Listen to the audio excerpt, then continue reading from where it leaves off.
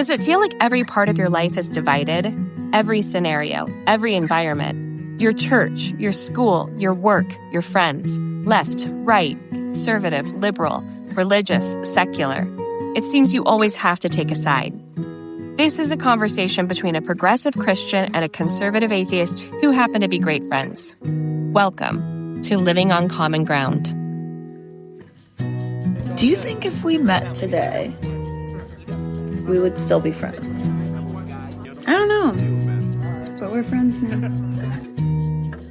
A mob is no less a mob because they're with you. Man, so what? We won a few games. And y'all fools think that's something? Man, that ain't nothing, y'all. And you know what else? We ain't nothing either. Yeah, we came together in camp. Cool. But then we're right back here and the world tells us that they don't want us to be together. We fall apart like we ain't a damn bit of nothing, man.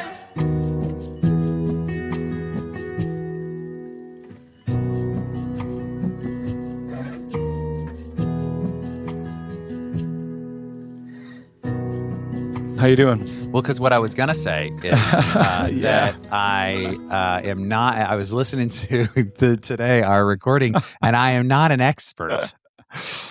Oh, I love the way that we just come in halfway through a conversation. I was going to try to set it up. I do it, this is for Jordan. I do it like Nick Miller, sitting down and pretending like we're in the middle of a conversation. Well, this time, though, we're not pretending. We've already talked for about 15 minutes about something else. This is real quick. Can I make one clarification? Yeah, you can do whatever you want. You're the other half of the podcast. Here's my one. Sometimes you are the podcast. I know that there are people that listen just to hear you. You say that over and over, and that is not true. They tell me. Oh, well, I guess it is true. Anyway, there were several, at least a couple of things in the last episode where I was like, oh, I was wrong about that. I misspoke on that. I shouldn't have said that. The one thing that I can think of right now is Cato never got a triumph. Oh yeah, because I'm sure that people were listening to that and be like, pfft. And I wasn't even thinking of Cato when I said that. I was thinking of Crassus, and also Crassus never got a triumph. So I don't know. I should have said Pompey because Pompey got a triumph. Yes, that'd be a great example. And wasn't Pompey? Let's see, I'm trying to think of a contemporary Stoic. That would have been Seneca at the time. Was it? Did Seneca live during Caesar? Mm-hmm. Okay. Yeah, Seneca actually is a contemporary of Paul. Seneca would be just a little bit older than the Apostle Paul. Okay, but wait a sec then. That's interesting, the time period, because Paul would have lived under Tiberius, right? He was killed by Nero. Okay, yeah. Oh, that's right, because Jesus, how the story's written, Jesus is born under Tiberius. Mm-hmm. So that's, for anybody who doesn't know, Tiberius was the adopted son of Augustus, who was Octavian, who was the adopted son of Julius. Adopted son of Julius Caesar, yeah. So it's the beginning of the Julian Claudia. Is it Julian Claudia? Anyway, sorry everyone. Mostly my wife. All of the historians listening. So you've got Seneca, because Seneca's brother was the governor who released Paul at one of his trials. Oh, okay.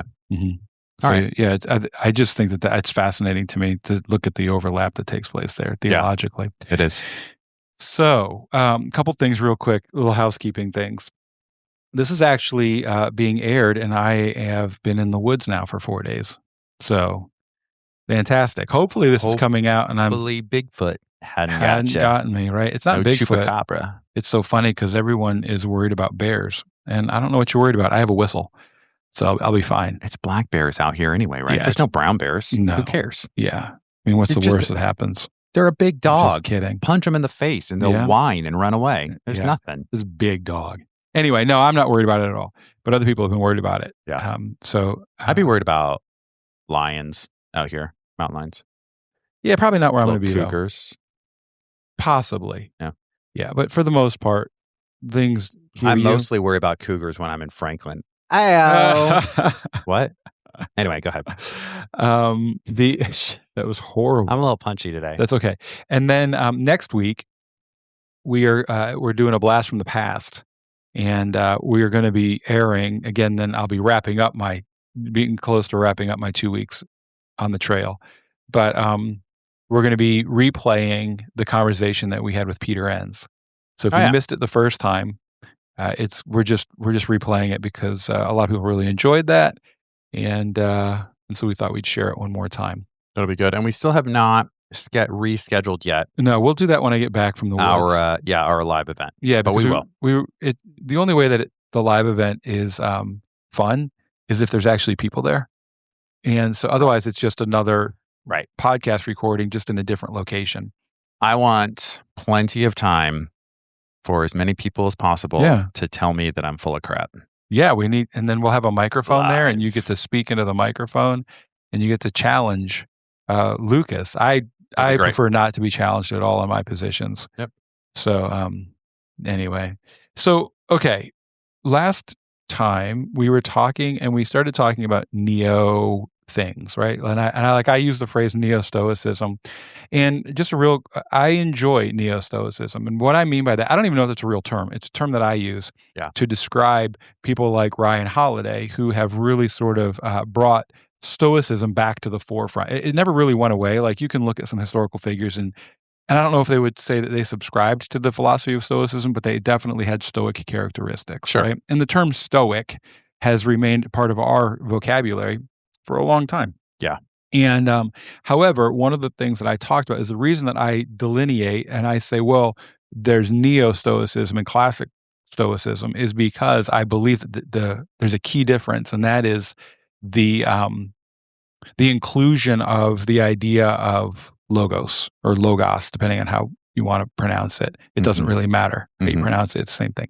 And so for neo-Stoics, it's more about you could almost find the book in a self-help section if you're going into a Barnes and Noble or something like that, where classical Stoicism, philosophy, yes, but you could almost find it in a theology section as well because of the concept of logos. Yeah.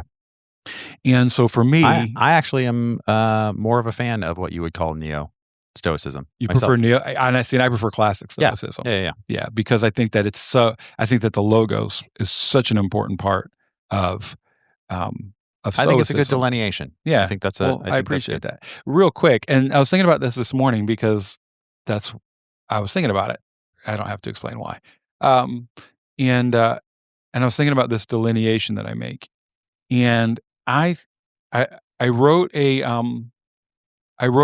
story about it's on the Substack. It's called The Fourth Witness, and I'm getting through it right now. But in there's a character, and she really struggles with her philosophy class that she's taking on Stoicism, and because she's trying to live the way she's being taught Stoicism, but her world continues to just sort of crumble around her. And so she has this really horrible dilemma, this real horrible thing that she's facing. And Stoicism, as neo-Stoicism, doesn't provide her what she actually needs in order to make it through that difficult situation. And that's where I think neo-Stoicism falls apart a little. It doesn't fall apart. There's a lot of great things about it. And I really do appreciate Ryan Holiday and all the work he's doing in particular. However, the idea of being able to align yourself with the logos, which is like why you have the 4 virtues and the 3 disciplines and all that, I think gives you a greater perspective on how to endure, how to remain committed to Stoicism, even in the most dire of circumstances. If it's just about, a stiff upper lip and, you're bigger than this, even the greatest Stoic can crumble under severe distress. Sure. So anyway, That's a lot. I mean, I just spent a lot of time explaining why I do sort of delineate between the two. But you were talking about something that I found very interesting. You were using some neo, and it was because of the reel that we watched that I wasn't really that familiar with. And so, do you remember what they were? You're not familiar with the term neocon? No, not really. Really? Okay, interesting. So, I mean, I have holes in my. Just no. The reason I say interesting is because I just from in my world experience, in my especially young adulthood. I mean, I heard that term thrown around all the time. Usually in a pejorative. That's usually almost always in a pejorative. See, almost I'm always. I'm more familiar with Comic-Con. Nobody's gonna. There's less people who use the term Comic-Con in a pejorative way. Oh, absolutely. I should maybe even say it's always used in a pejorative way. Neocon, okay. and neolib. I mean, I don't know that. I think it's like Puritan. Nobody's going to call themselves. The Puritans didn't call themselves Puritans. That was a pejorative, right? I think most of these labels that we know people by, I think they most of the time are. Ooh, that could be fun. Let's talk almost about. Always are there any pejoratives? Sure. Well, I'm part of the United Methodist tradition, and Methodist was actually a pejorative. There you go. That they just decided to own, and which takes some of the sting out of it when you're just like, fine, yeah, we're Methodists. Well, okay, so 1 week we were talking about the populari and the optimates in Roman culture. Those were both pejoratives. They wouldn't have called themselves that initially. I'm not sure if at some point the populari actually took that on.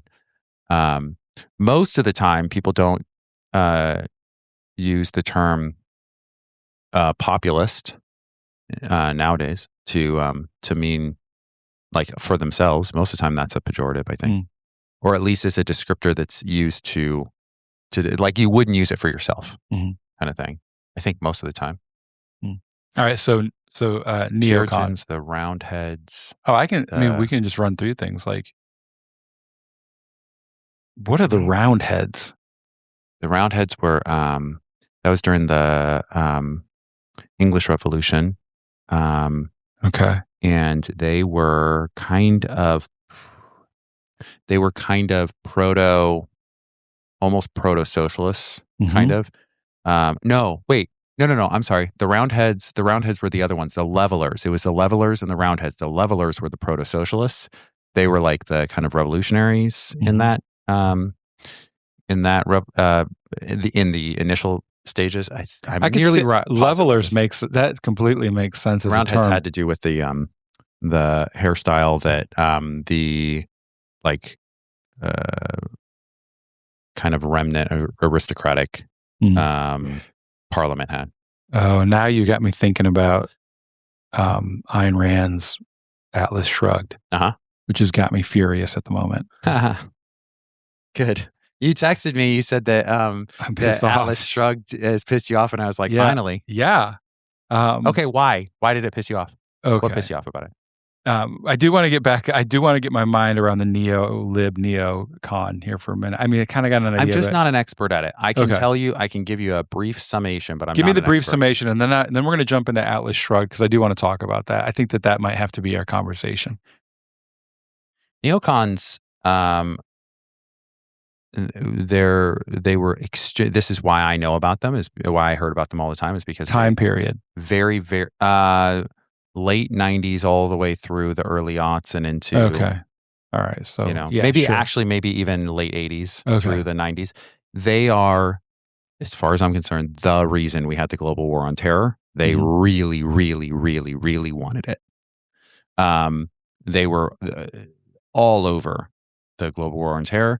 You can kind of think of it this way. They're all real neocons are all like former Trotsky socialists. You can kind of think of it this way. They are very happy on the economic side to be pretty far to the left, like centralized economic systems. and they will be in the social wars, in the culture wars. Mm-hmm. They're going to be on what you would consider the right. Mm-hmm. So on the right socially, on the left, this is really, really oversimplification. On the left economically. Okay. Neolibs are kind of almost the opposite. They'll give you any social thing you want as long as you don't touch their money.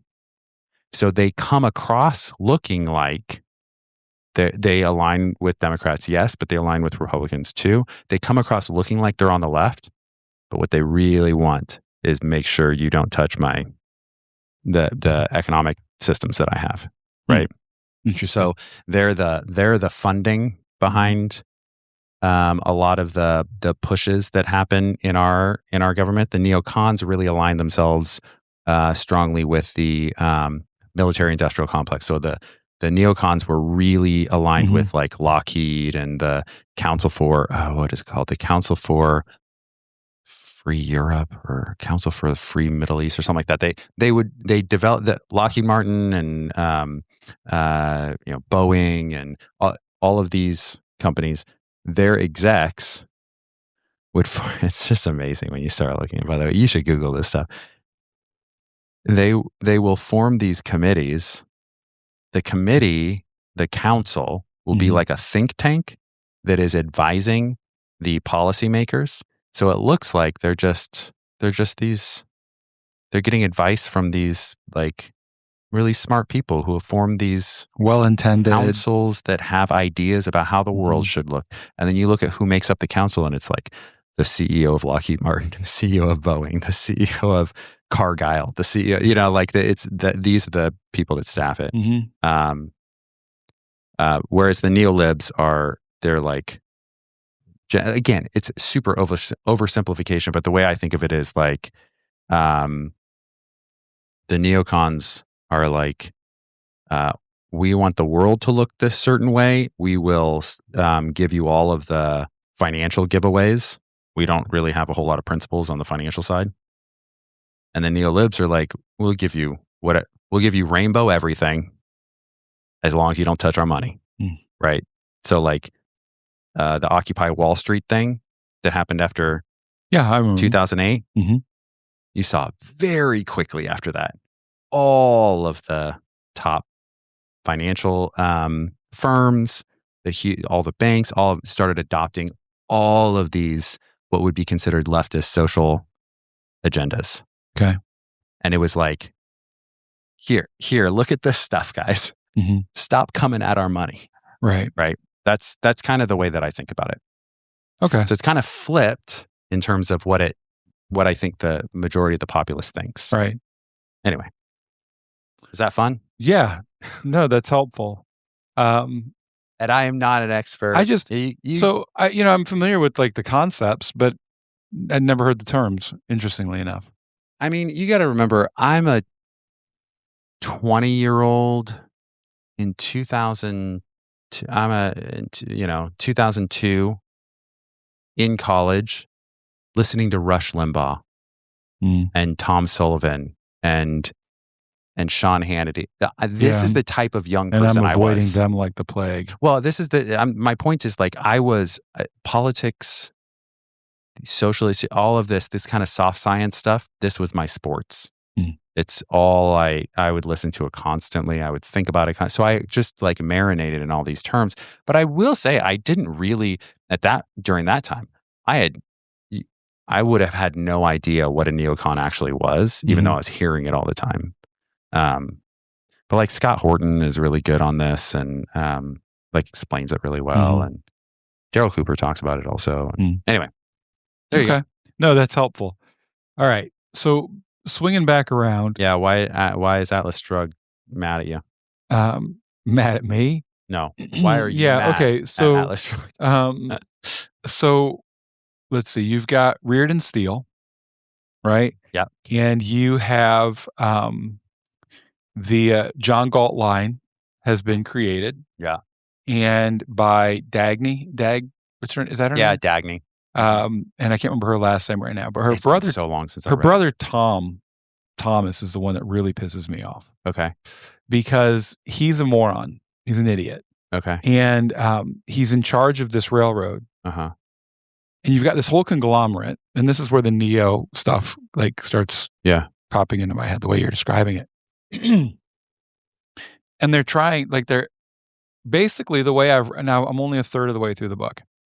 But what it seems to me, first of all, I would put this probably in the category of a 1984 or an Aldous Huxley's Brave New World. That's exactly. It's an allegory. Yeah, and it's completely like a dystopian type of thing for me. I don't think that there's been some great war, but I just got through I'm in the part right now where they have discovered the engine that never was developed.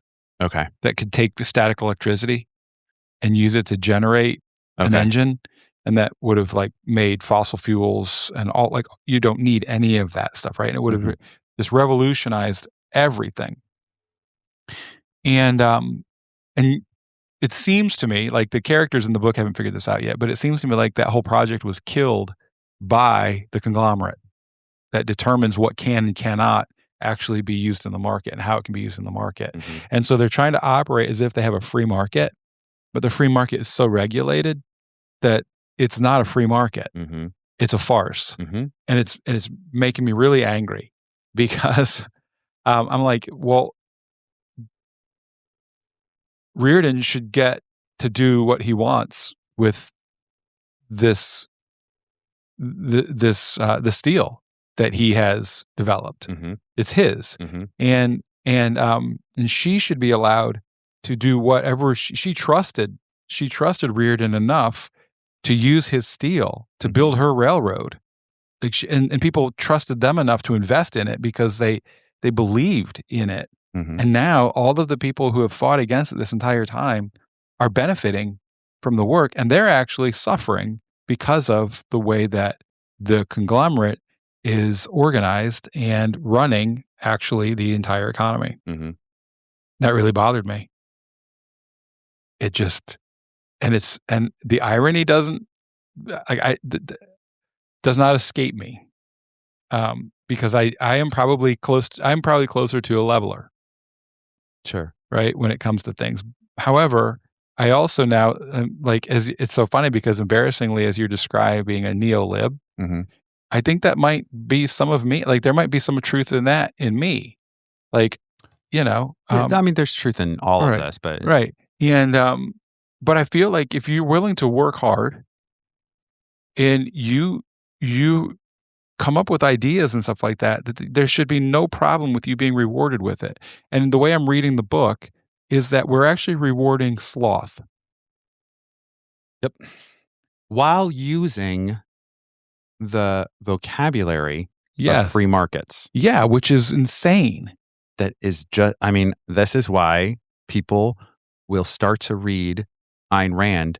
This is why Rand Paul is named Rand. He's named after Ayn Rand. This is why people will, some people, that he who has ears to hear, will start to read Ayn Rand and go, oh, and become kind of, sometimes, kind of cultish about her.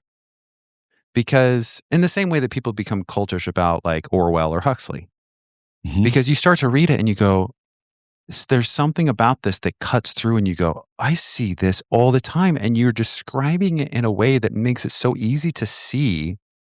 But I go out in my world and I see this all the time. Why do I have to get a license to cut somebody's hair in California? Why do you have to have a license? And why do you have to go through school in order to get the license? Because you know why? Because the people who were already there create the regulations in order to keep you out. That's why. Have you ever read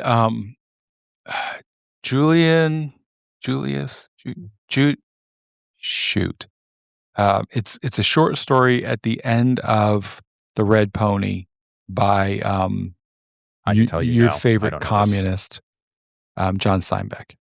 No, I haven't. Okay. I can't remember the name. Junius. I think his first name I is won't tell Junius. anyone if you're wrong. Anyway, I can't. Okay. So it's a great short story. It's very short. That's why they've got to include it at the end of another book, right? Because it's less than 30 pages. Yeah. Anyway, it's so good because, and I think it connects to this conversation that we're having. It's about a guy who's an accountant in San Francisco, and he decides to take a vacation. And so he heads down into the valley where Salinas is at the top of that valley. What valley is that? Anyway, it doesn't matter. Well, it's Salinas, Monterey. That's what Steinbeck always wrote about. Salinas, Monterey. Right. So Monterey's on the coast, though. And so Salinas is in the top of the valley. Yeah. Salinas is like on the half an hour away. So if you go over the mountains, then you're on the coast, but this is inside. So anyway, he goes down there for vacation. And while he's there, he stays at a ranch that is owned by a widow. And she has 2 children, and he stays there because she lets a room. Yeah. And so he stays there, and he's staying there for a while, and people start to talk about this widow who's letting a room to a guy, and rumors start to happen. So they decide to get married, as one would obviously do. And so they get married, and he is becoming to this place where he's like, I'm emotionally disconnected. And she dies, and the 2 children die during this pandemic. That happens, but they have a child. The 2 of them have a child together, and the child gets brought up. Well, the guy is super, like, he cannot run a ranch. He doesn't know how to farm. He doesn't know any of that, but he lives here, and he becomes just like lazy, and he tells these great stories, and they live like peasants. And then and he hires a guy to come work the ranch for him, but the guy just starts hanging out with him. And so the 2 of them raise this little boy, and he's just like this little hellion.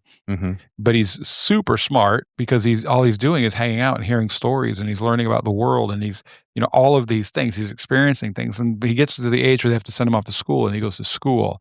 And this is where I think it connects kind of what we're talking about here. Then what happens is the school board sees this child, and they evaluate the child based on his appearance, and they decide that he actually needs clothes, and that he shouldn't be raised this way because it's not good for the boy. Yep. And so they start getting involved. And one of the teachers, she realizes this is going to be a problem, and so she tries to stop them. She's like, please do not give him clothes. He doesn't know he's poor. And they're like, but it's getting to be winter. He needs to have shoes. Even though he's lived his whole life without shoes, he needs to have shoes. And so she begs them, please don't do this. And they bring the boy in, and now the boy has also become like one of the most popular kids in his little class, because all the kids like to go over there and play the games because the dads play the games with, and all that. And like at one point the teacher goes over there, and she's like, are you Mr. Maltby? That's it. Maltby. So Junius Maltby is the name of the story. And she goes, are you Mr. Maltby? You did it. Yay.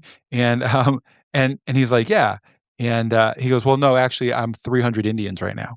And this is so-and-so. But, well, actually, right now, he's the president.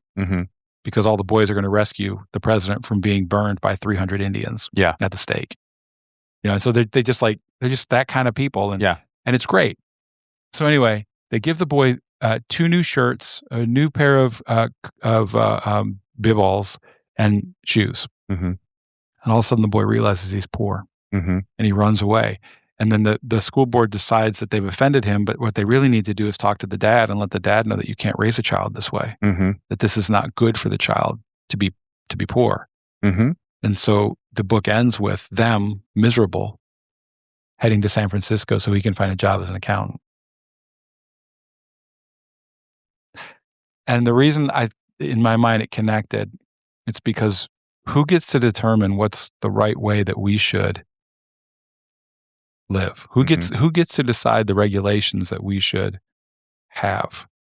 And at some point, are we actually doing more harm than we're doing? I think that's the point of his book, Steinbeck's point, is that you do more harm than good. Well, that question is really interesting because my first response is that has an answer. And the answer is your culture, your tribe gets to determine it. And if you go back far enough, it would have been clear. If I grow up in a village that has 50 people and there's a village over there that has 50 people, we all kind of know. I don't have to, when nobody's setting policy. about what the correct way is to raise a kid doesn't mean every kid was raised well. And it was very clear. Sometimes they're not raised well. And you know what happens? A few of the dads go over and make sure that dad knows that he was doing wrong. Right? And that's vigilante justice. Yeah, that is. And yes, there were problems with that. But my point is, to your question, who gets to decide? Your kind of tribal culture gets to decide. You're a part of this, the overused word community. But it's true. However, now we have a situation where all of those kind of what I would call sacred, ancient, precognitive roles that the village had, that the tribe had, they've all been outsourced to the state and to bureaucracy and to policy. And you have to have policy. When you are operating in a state, you have to have policy and you have to have bureaucracy. If you're driving down the road and you're going to see two people in the next 2 miles and you know that, and that's how it always is every day for 20 years, you don't need road laws. Do whatever you want, right? If you want to turn across a double yellow line, it would be stupid to go down to where it's not a double yellow. You're not going to see anybody. But if you have that same road and now you have 30,000 people in that town, you can't have 30,000 people in that same town and not have policies and rules and regulations and bureaucracy. Right. And so it's reasonable to understand how that develops. And also, this is why Thomas Sowell says there's no such thing as progress, only trade-offs, because you get trade-offs. You get a trade-off. It's not inherently better to have the bureaucracy and the school board and the outsourced sacred rights into the hands of the state. It's just a trade-off. And you get something with it. Maybe you get average public health increasing. But hidden in there is a lot of individual health that decreases. Right. So here's my thinking. I really don't have an answer for that. I really do enjoy those kind of books, which is interesting because they also at the same time piss me off. Yeah. Right. So I'm enjoying. The interesting. Have you thing, gotten to the big crash yet? The big accident? Okay. No. I know it's a spoiler. But No. It's fine. It's taken me a long time to read this book because I read it. So in the beginning, I was reading it and then I'd get bored. Yeah. Now I'm reading it and I got to set it down because I get angry. Yeah. And so I've set it down right now. And the female protagonist, is working really hard to try to find the engineer that designed this particular engine. And it seems to me like Reardon's just kind of accepting that this is all going on, but now he just has made a stand against the government and said, "I will not sell you my steel." And they're like, "Well, you have to, right? You have to. We have." And he's like, "Why? We have regulations." Yeah, and he's like, "Why?" Because policy. Shrug, right. shrug, yep. shrug. Yep, that's exactly what they do. And he says, "Well, what then? So if it's just going to end with you throwing me in prison, then throw me in prison." And then like, "Why would you say that?" Right. He's like, "Well, isn't that what you're implying?" Yeah. But why would you say it? Right. Right. Yeah. Oh my God. So anyway, okay. Taxes are theft. Here's the thing. The problem that I had with the Junius Maltby story is we feel the need that if you're not quite living the way that we have social expectations to live, that it must be wrong and we have to fix it. That's one thing, right? Sure. That's kind of that's the thing. If we can't understand it, it must be wrong. All right. The thing about 1984 and Brave New World and now Atlas Shrugged is that the thing I think that's bothering me, that seems to cause me some anxiety with these books, is they're using the culture, that the acceptable culture, but they're changing it. Sure. And at the same time, they're not. Right. So like in 1984, we have to keep a war going. Sure. Right? We have to keep that going so that we can keep you distracted. And at the same time, then we'll control you with all the information you're getting and all that kind of stuff. Right? Which then again, that connects back to amusing ourselves to death. I think that there's some of that in there. But the amusing ourselves to death, again, they talk about 1984 and they talk about Aldous Huxley. That really comes out in Brave New World. We're just going to entertain you. And you'll be distracted by all the blinky little lights and all that kind of stuff. And we just hand that over and we do that. And yes, you can you can see both of those things are happening right now in our world today. That's what we do. And then this one's bothering me because like you were saying earlier, they continue to use the same language, but it doesn't mean the same thing anymore. In fact, it actually has no meaning whatsoever. You can talk about free market, but there is no free market in Atlas Shrugged. Just, at least at this point, it does not exist. And you talk about a crash, it's inevitable. Like what they're doing is going to destroy a free market, pretending like it's a free market. I guess the reason that all of those things bother me, because like if you're in a society and all of a sudden they change it, we've gotten to the point right now where you're just kind of screwed. Like if the United States all of a sudden decides that we're going to go the way that Ayn Rand, thank you, describes, then well, there's nothing we can do about it. You just got to kind of suck it up and take it. That's frustrating to me. And the other reason that I'm really interested in all these things is because if we are trying to, and I say we because you're part of this, trying to create a community like the one we keep talking about, these are things that like you have to kind of consider. We can't. What are the implications when you're trying to create community? What are the implications to take away from these kind of books? What are the implications that we can take away? What are the things that we can take away? How do we apply like our understanding now of neocon and neolib and levelers and all of the pejorative labels that we want to throw on it? All the different ways that we use those. What are some things that we can take away as we're trying to build a community where everyone isn't just welcome, but everyone belongs? What does it actually look like? And how do you do that in such a way without stamping or stomping on someone else's ability to be? Am I becoming a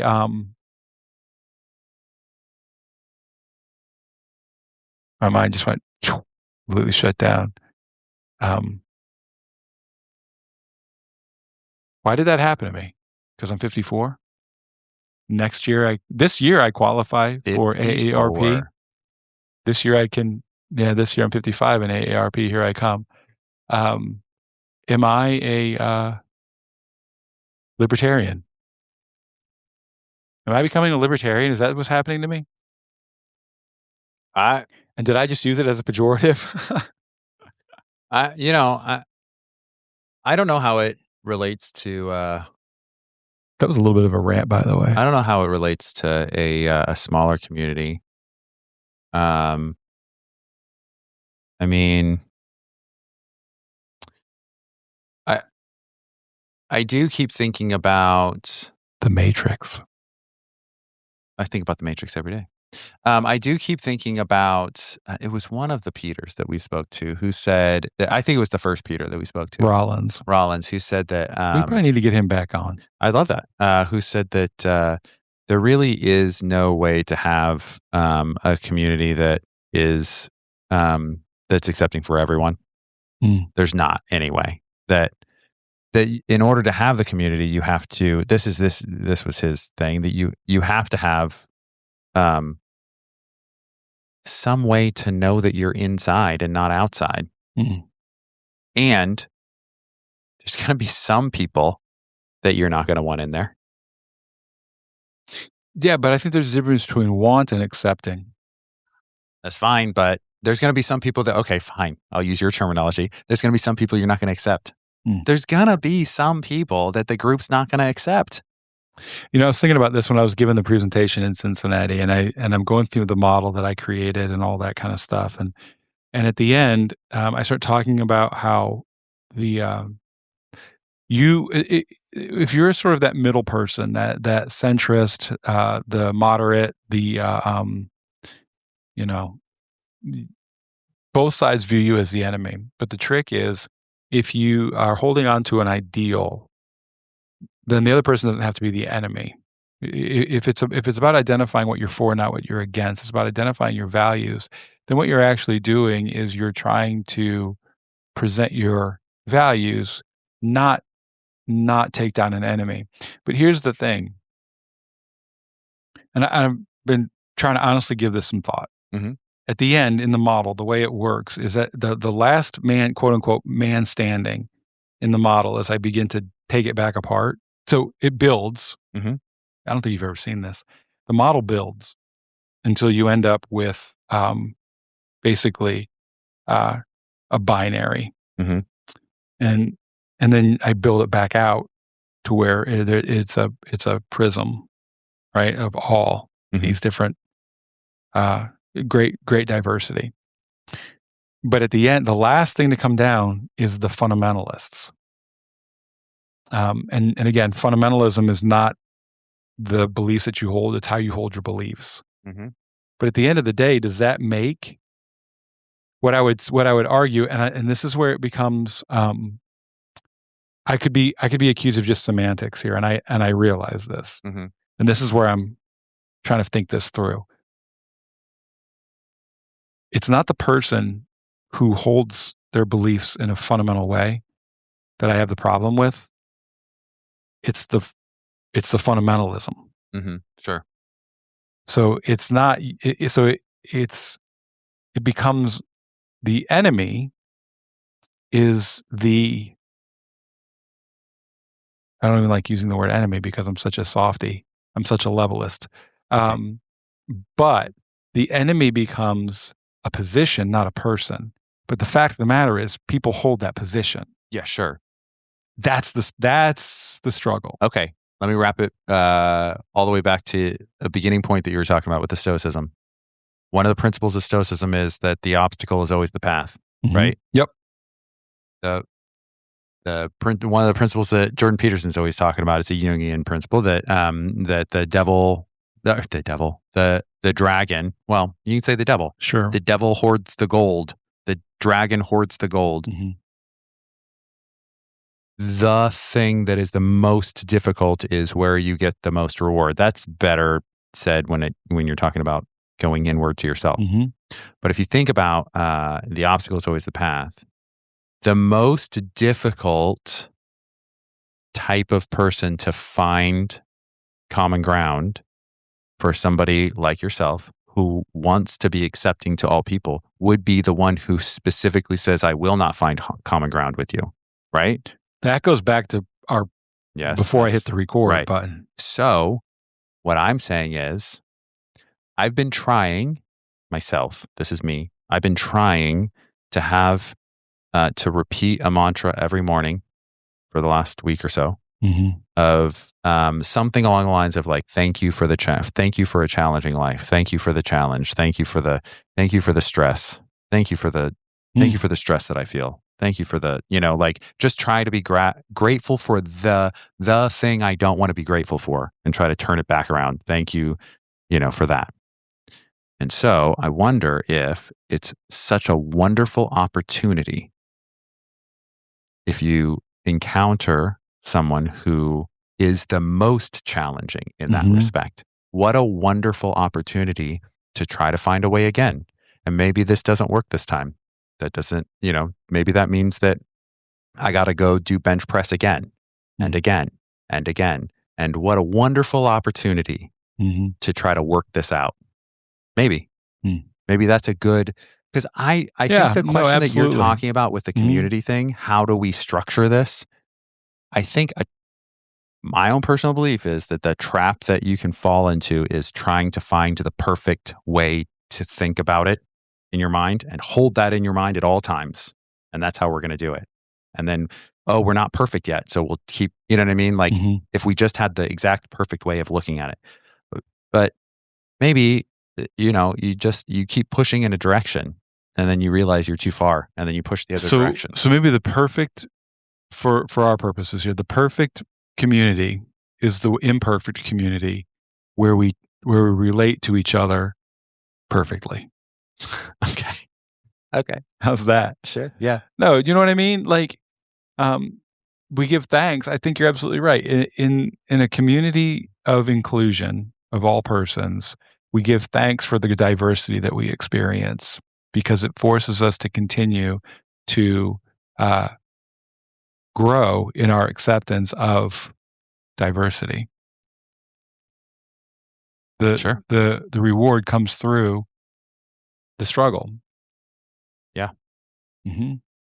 Yeah. It's still I agree with that. I think that's our common ground when we're looking at this. I think it still doesn't solve my dilemma of what do you do when the community that you're a part of shifts without the vast majority of people agreeing to the shift. Well, I would say your expectation should be that it will do exactly that regularly. It's so disappointing. That is just how life is, I think. Right. So I am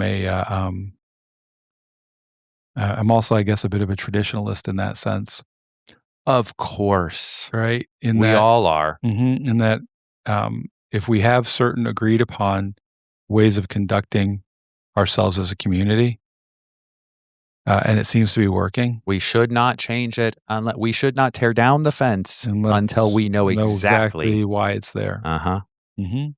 Yeah. So if we say that we're a free market, we haven't been a free market since World War II. Anyway, we're. You're welcome. The other thing too is, we're watching right now what's going on in Iran and the Strait of Hormuz. Yeah, Hormuz. I was going to say that, and I thought, no, that doesn't sound right. It brought to mind the book, The End of Globalization. Mm-hmm. Yeah, sure. Or deglobalization, or whatever the name of the book was. This is just the beginning. Mm-hmm. Yeah. Mm-hmm. And I have a lot of thoughts on that I will not record. All right. Yeah, that's the reason that we didn't record the first 15 minutes of this conversation, because I'm the one that's responsible for hitting start and record, and I didn't want to record what I was talking about. All right. Well, I hope that everyone is had a great Easter. Have a great Easter. Eat lots had a great Easter, Lucas. This comes out next week. So, all right. Thanks. Bye. Thank you for listening to Living on Common Ground. Please follow wherever you listen to your podcasts and share it with your friends. You can also find a link to our social in the description. The more people we have living on common ground, the better the world will be.